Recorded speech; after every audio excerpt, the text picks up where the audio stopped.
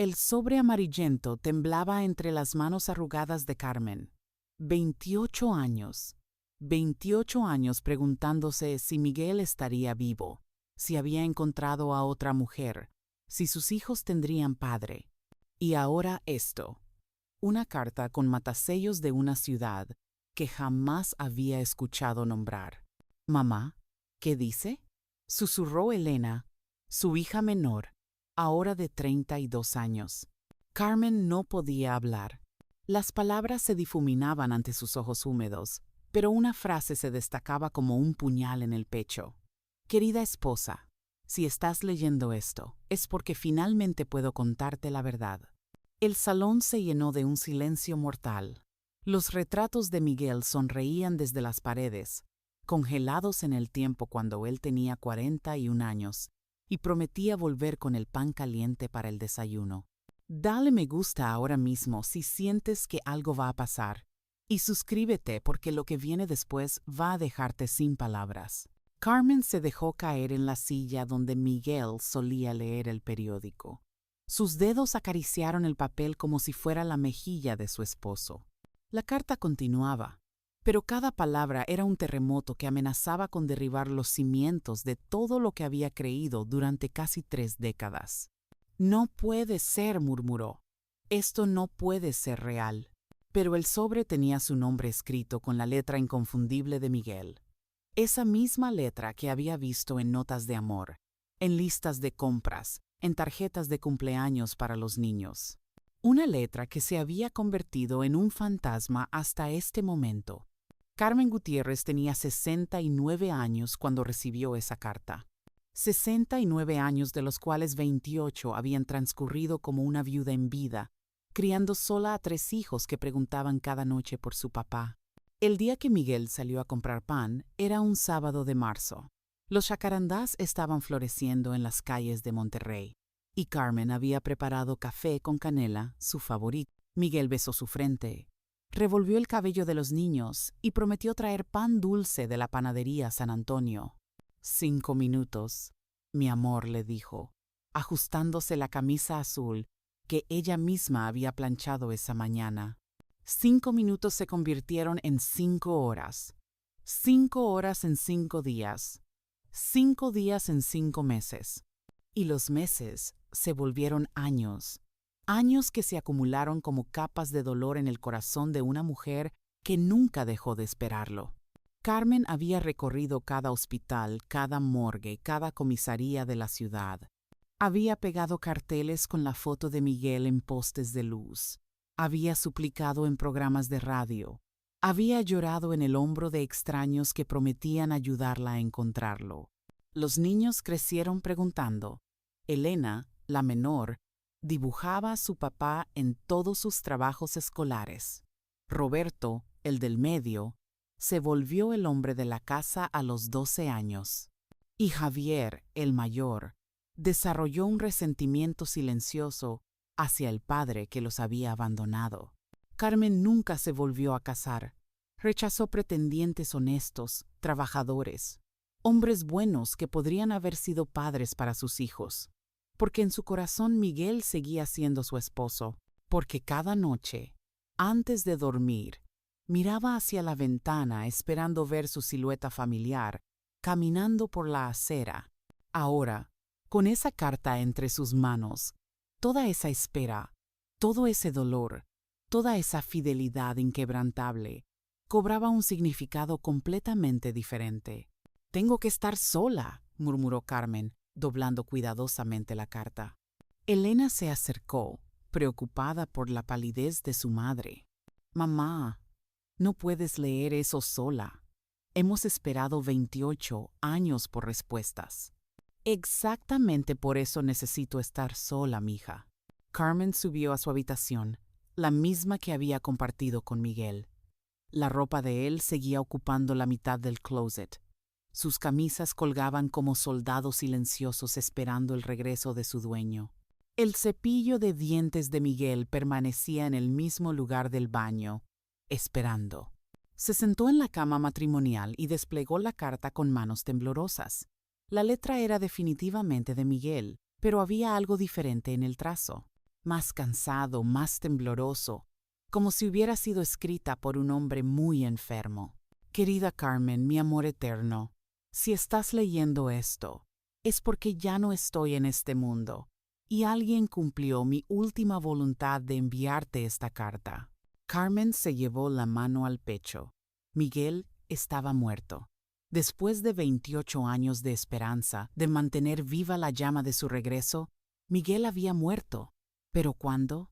¿Dónde? Porque nunca había regresado. Aquella mañana, cuando salí por el pan, todo cambió. En la esquina de Morelos con Zaragoza, 3 hombres me subieron a una camioneta. No eran ladrones comunes, Carmen. Eran hombres que cobraban una deuda que ni siquiera sabía que tenía. Las manos de Carmen comenzaron a temblar violentamente. Miguel había sido secuestrado. No los había abandonado. No había huido con otra mujer. No había decidido comenzar una nueva vida. Le habían arrebatado de su lado por la fuerza. Pero la carta continuaba, y cada línea revelaba una verdad más dolorosa que la anterior. Mi hermano Aurelio tenía deudas con gente muy peligrosa, deudas de juego, de drogas, de negocios sucios que nunca me contó. Cuando no pudo pagar, decidieron que yo pagaría por él. Me confundieron con Aurelio esa mañana, Carmen. Nos parecíamos tanto que cometieron el error que cambió nuestras vidas para siempre. Carmen recordó a Aurelio, el hermano menor de Miguel. Siempre había sido problemático, siempre metido en líos. Miguel había intentado ayudarlo varias veces, pero Aurelio tenía un talento especial para destruir todo lo que tocaba. Cuando se dieron cuenta del error, ya era demasiado tarde.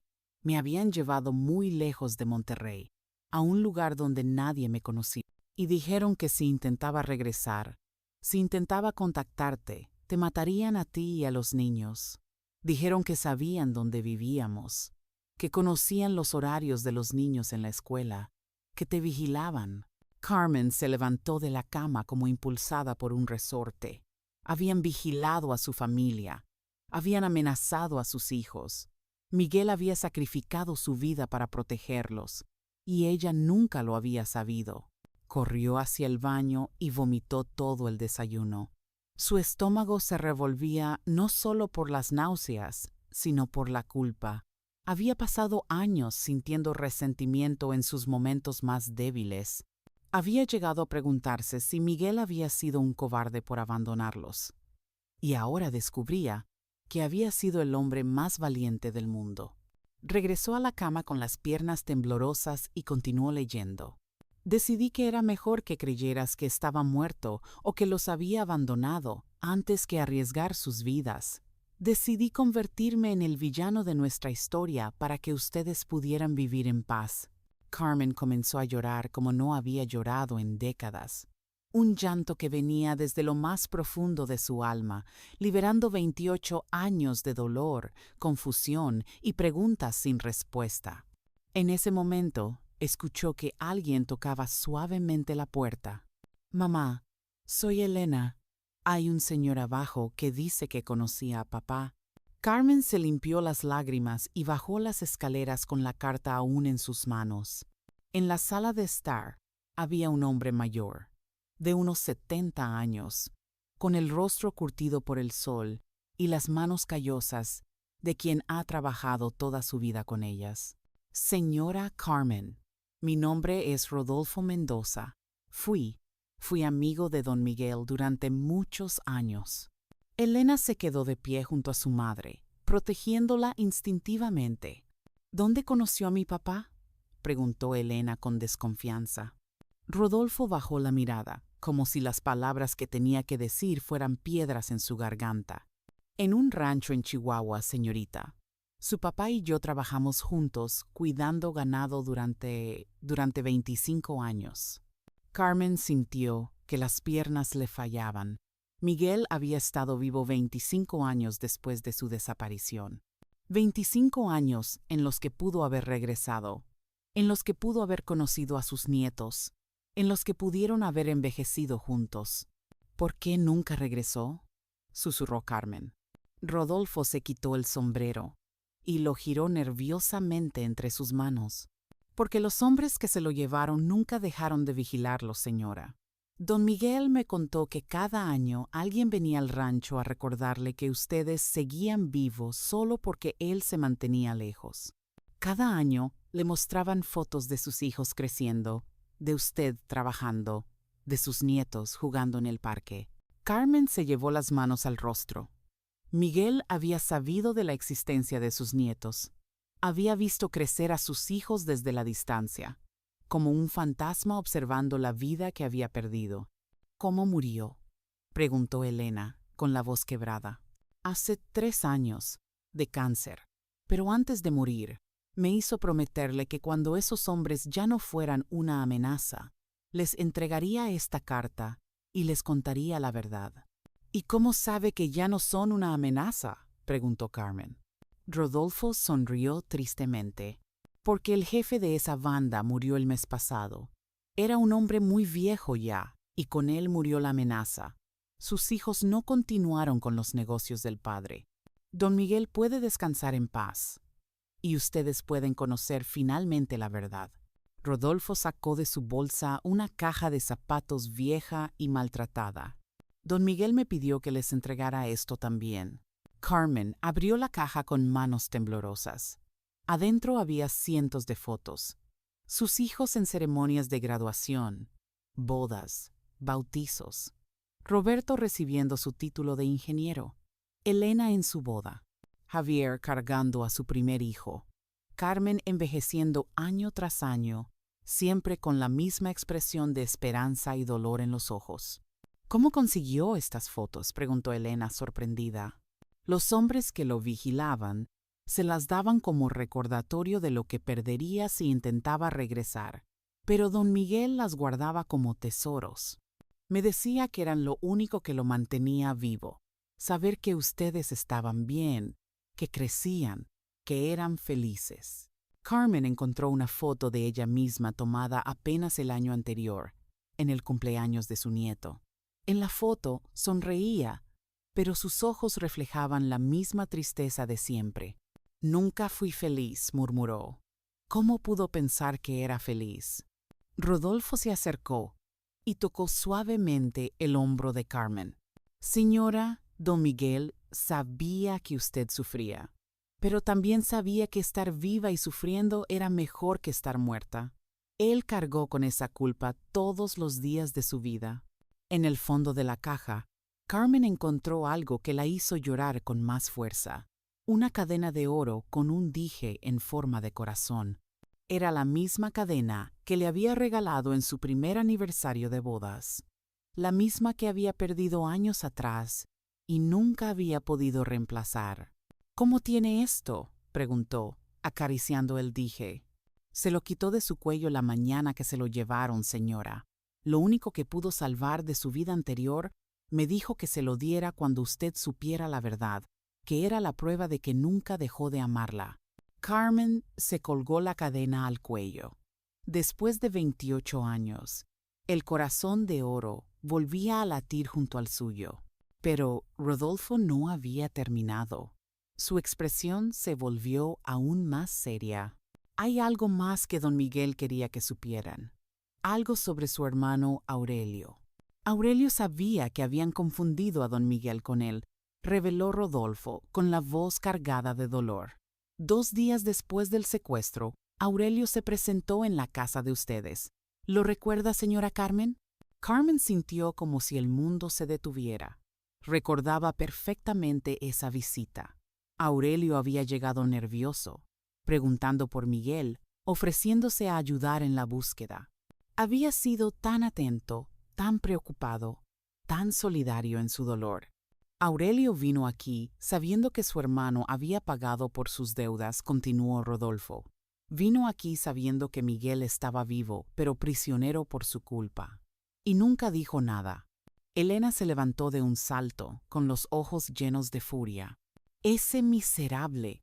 Aurelio estuvo en el funeral falso que organizamos para papá. Lloró en el cementerio. Nos consoló durante años. Carmen recordó todos esos momentos. Aurelio visitándolos en Navidad, llevando regalos para los niños, abrazándola cuando lloraba por Miguel, prometiéndole que Miguel había sido un buen hombre que seguramente estaba en el cielo. Don Miguel se enteró de esto. Hace 5 años, continuó Rodolfo. Uno de los vigilantes se lo contó como una crueldad más. Le dijeron que su hermano había rehecho su vida, que se había casado, que tenía una familia próspera, mientras él se consumía en el destierro. Carmen sintió una rabia que no había experimentado jamás, una rabia que le quemaba el pecho, que le hacía apretar los puños hasta clavarse las uñas en las palmas. ¿Dónde está Aurelio ahora?, preguntó con una voz que no reconocía como suya. Vive en San Luis Potosí, señora. Tiene una ferretería próspera. Está casado, tiene 3 hijos. Nunca le contó a su familia lo que pasó realmente con don Miguel. Elena se dirigió hacia la puerta. Voy a buscarlo. Voy a decirle a toda su familia quién es realmente. Carmen la detuvo con una mano firme en el brazo. No, mija, eso no es lo que Miguel hubiera querido. Pero mamá, ese hombre nos robó 28 años. Nos robó a papá. Carmen miró nuevamente la carta de Miguel. Había un párrafo que no había leído aún, y algo en su corazón le decía que ahí estaba la respuesta. Carmen, mi amor, sé que cuando sepas la verdad sobre Aurelio, vas a querer venganza, pero te pido que no la busques. Yo ya perdoné a mi hermano. Perdoné porque el odio me estaba matando más rápido que la separación de ustedes. Perdona tú también, no por él, sino por ti. No dejes que el veneno del resentimiento destruya los años que te quedan. Carmen leyó esas líneas en voz alta. Rodolfo y Elena escucharon en silencio, y gradualmente la tensión en el ambiente comenzó a transformarse en algo diferente. Tu papá era un hombre sabio, susurró Carmen, incluso desde la distancia, incluso después de muerto. Sigue cuidándonos. Los días siguientes fueron una mezcla de luto y celebración. Carmen finalmente podía llorar a Miguel, sabiendo que había muerto, pero también podía celebrar que nunca los había abandonado. Roberto y Javier regresaron a Monterrey en cuanto Elena les contó la noticia. Los 3 hermanos se reunieron en la casa familiar y por primera vez en décadas hablaron de su padre sin el filtro del abandono. Recordaron sus chistes, sus consejos, la forma en que los abrazaba antes de dormir. Recordaron al hombre que había sido, no al fantasma que habían creado en su ausencia. Carmen decidió que era hora de hacer algo que había postergado durante 28 años. Cerrar el capítulo de la espera y abrir el capítulo del duelo real. Vamos a hacerle un funeral como se merece, anunció. Un funeral donde podamos despedirnos sabiendo quién fue realmente. Rodolfo les contó más historias sobre Miguel. Les contó que había aprendido a tocar la guitarra y que cada noche cantaba las canciones que solía cantarles a los niños. Les contó que había construido una pequeña capilla en el rancho y que cada domingo rezaba por la salud de su familia. Les contó que había enseñado a leer y escribir a los hijos de otros trabajadores, porque decía que todos los niños merecían las oportunidades que él no había podido darles a los suyos. Su papá se convirtió en una especie de consejero en el rancho, explicó Rodolfo. La gente venía a contarle sus problemas porque don Miguel tenía una sabiduría especial. Decía que el sufrimiento lo había hecho entender mejor el dolor de otros. Carmen sonrió a través de las lágrimas. Eso sonaba exactamente como Miguel. Siempre había sido un hombre que convertía su dolor en compasión para otros. ¿Qué pasó con el rancho?, preguntó Roberto. Sigue ahí, señor. Don Miguel me dejó una carta para ustedes también. Dice que si algún día quieren visitarlo, para conocer el lugar donde pasó sus últimos años, yo los llevaré. Carmen sintió que algo se movía en su corazón, una necesidad de conocer ese lugar, de caminar donde Miguel había caminado, de ver el paisaje que él había visto cada día pensando en ellos. Quiero ir, dijo simplemente. Quiero conocer el lugar donde vivió mi esposo. Elena tomó la mano de su madre. Iremos todos, mamá. Iremos como familia. El rancho estaba a 8 horas de camino desde Monterrey. Carmen, sus 3 hijos y Rodolfo hicieron el viaje en silencio contemplativo, cada uno procesando la realidad de que finalmente conocerían el lugar donde Miguel había vivido sus últimos años. Cuando llegaron, Carmen se quedó sin aliento. Era un lugar hermoso, rodeado de montañas y con un cielo infinito que parecía abrazar la tierra. Había algo de paz en ese lugar, algo que le hizo entender por qué Miguel había podido sobrevivir ahí. Rodolfo los llevó a una pequeña casa de adobe, donde Miguel había vivido. Esta era su habitación, dijo, abriendo una puerta de madera desgastada. Carmen entró y se encontró con una habitación sencilla pero llena de amor. Las paredes estaban cubiertas con las fotos de la familia que habían encontrado en la caja de zapatos. En el centro de la habitación había una mesa de noche con una vela que se había consumido completamente y un rosario de madera. Pero lo que más la impactó fue lo que encontró debajo de la cama. Cientos de cartas sin enviar, todas dirigidas a ella y a los niños. Cartas de cumpleaños, cartas de Navidad, cartas de amor, cartas de disculpa, cartas de esperanza. Carmen tomó una de las cartas más recientes. Estaba fechada apenas 6 meses antes de la muerte de Miguel. Mi querida Carmen, hoy cumpliste 66 años. Desde aquí te canto las mañanitas, como lo hacía cuando estábamos juntos. Sé que no puedes escucharme, pero espero que de alguna manera sientas mi amor atravesando la distancia. Espero que Elena haya recordado llevarte flores, que Roberto te haya llamado aunque esté ocupado con su trabajo, que Javier haya superado ese resentimiento que carga contra mí. Carmen se sentó en la cama donde Miguel había dormido durante tantos años, cerró los ojos y por un momento pudo sentir su presencia. Pudo imaginarlo escribiendo esas cartas, mirando las fotos, rezando por ellos cada noche. Papá nunca se fue, realmente, murmuró Elena, leyendo una de las cartas por encima del hombro de su madre. Javier, que había cargado con resentimiento durante décadas, se arrodilló junto a la cama y comenzó a llorar. Perdóname, papá susurró. Perdóname por haber dudado de ti. Rodolfo los llevó después a un lugar especial, una pequeña colina detrás del rancho donde Miguel había plantado un árbol por cada miembro de su familia. 5 árboles que habían crecido fuertes y altos, con sus ramas entrelazadas como si fueran una familia abrazándose. Don Miguel venía aquí cada tarde a verlos crecer, explicó Rodolfo. Decía que eran ustedes, que aunque no pudiera verlos, podía cuidar de estos árboles, y así cuidaba de ustedes. Carmen se acercó al árbol más grande, el que representaba a ella, y puso sus manos en el tronco. Era fuerte, resistente, hermoso, igual que el amor que Miguel había sentido por ella durante todos esos años. En ese momento, una brisa suave movió las hojas de los 5 árboles, creando una melodía que sonaba como un susurro de despedida y bienvenida al mismo tiempo. Carmen regresó a Monterrey transformada. El dolor de la pérdida seguía ahí, pero ahora estaba acompañado de algo que no había sentido en décadas: paz completa. La certeza de haber sido amada profundamente, incluso en la distancia, incluso en el silencio. Decidió hacer algo que Miguel habría aprobado.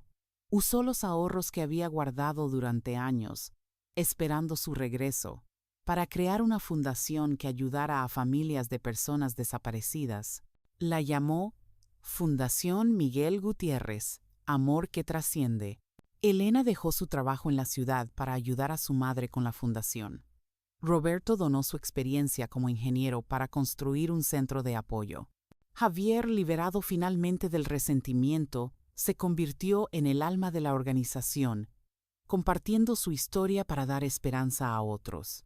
Un año después, Carmen recibió una visita inesperada. Era una mujer mayor, acompañada de un hombre de unos 50 años. Señora Carmen, mi nombre es Rosa Mendoza. Este es mi hijo Aurelio. Carmen sintió que el corazón se le aceleraba. Era Aurelio, el hermano de Miguel, pero no era el Aurelio que recordaba. Este hombre tenía el rostro demacrado, los ojos hundidos de alguien que no ha dormido bien en años. Señora Carmen, dijo Aurelio con voz quebrada, me enteré de que usted ya sabe la verdad sobre Miguel. Vengo a pedirle perdón, aunque sé que no lo merezco. Carmen lo miró por un largo momento. Podía ver el sufrimiento en sus ojos, la culpa que lo había acompañado durante décadas. Recordó las palabras de Miguel sobre el perdón, sobre no dejar que el veneno del resentimiento destruyera los años que le quedaban. Aurelio dijo finalmente, Miguel ya te perdonó, y si él pudo perdonarte, yo también puedo. Aurelio se desplomó en llanto, un llanto que parecía liberar décadas de culpa y dolor. Carmen extendió su mano hacia él. Ven, ayúdanos en la fundación. Ayúdanos a honrar la memoria de Miguel, ayudando a otras familias. Porque Carmen había aprendido que el amor verdadero no se construye solo en la presencia, sino también en la ausencia. Que el sacrificio silencioso a veces es la forma más pura de amar. Y que incluso después de la muerte, el amor tiene el poder de sanar heridas que parecían incurables. Miguel nunca regresó a casa con el pan de aquella mañana de marzo, pero su amor sí regresó, multiplicado por 28 años de espera, fortalecido por el sacrificio y eterno como los árboles que plantó en su memoria. Suscríbete para más historias que llenarán tu corazón de esperanza. Dale me gusta si esta historia tocó tu alma. Cuéntame en los comentarios, ¿qué harías tú en el lugar de Carmen? ¿Podrías perdonar como ella lo hizo? Comparte este video con alguien que necesite un milagro, porque a veces los milagros llegan disfrazados de cartas amarillentas que nos devuelven la fe en el amor verdadero.